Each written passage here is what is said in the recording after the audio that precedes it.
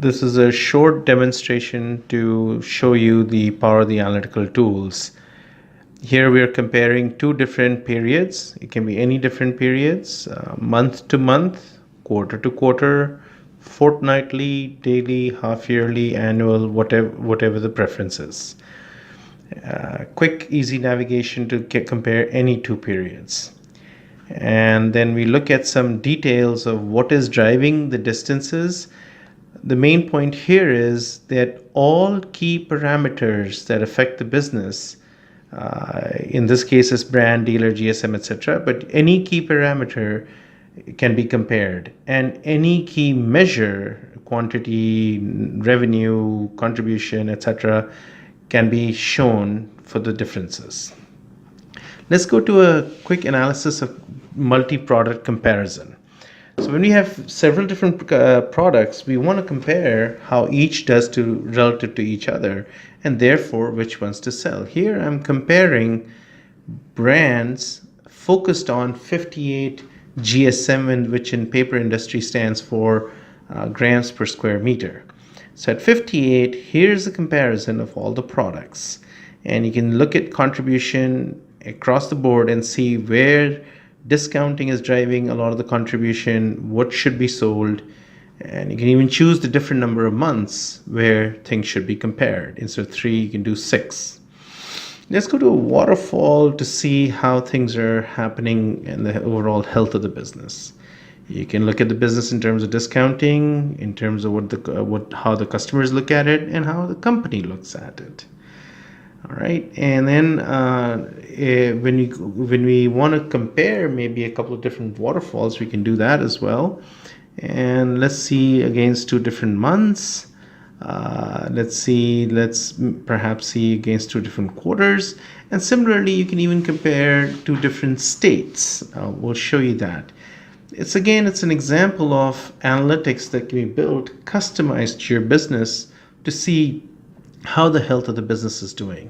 Now we're looking at Punjab, a territory, versus another state, Haryana, another territory. We could have done that easily with products. You could have done that with any other dimension that's relevant to the business for an easy comparison and easy an analytical value to what's driving the business. And let's take a look at the sensitivities involved in some promotions that we would like to do sometime. If we increase the discount, how much more quantity would you need to sell to be revenue neutral or contribution neutral? You want to do that in percentage, or you want to do that in terms of currency? You can do either one, and it'll give you the answer that you're looking for, right? So it's a quick, handy analytic right at your fingertip. A revenue bridge plans how you got from one period to the next and what were the biggest impacts: price, product, customer, and volume. As well as you can put more time spans in the comparison to see if there's any trend that is developing over time. So now we have August to September, September to October, October to November. You can easily see the trends of what is happening in the business. And maybe if you wanted to go a little longer, you can even look at the quarterly trends and see if the business over time is developing a healthy clip, or where some problem areas are coming up. Right? All these are very heavily analytical tool, again, at your fingertips. Let's take a look at a little more unique analysis here: volatility. So here's the volatility of how things are happening in overall sales. What if I set a little particular area compared to the rest of the nation? Haryana. Well, look at Haryana has 3.3% more volatility. So here's how you can plan, or area managers can plan. And if they're looking for some specific product, how can they plan on some specific products as well to see if the volatility actually changes? And let's say there's some neighboring areas to plant against and see if they compensate for the first one.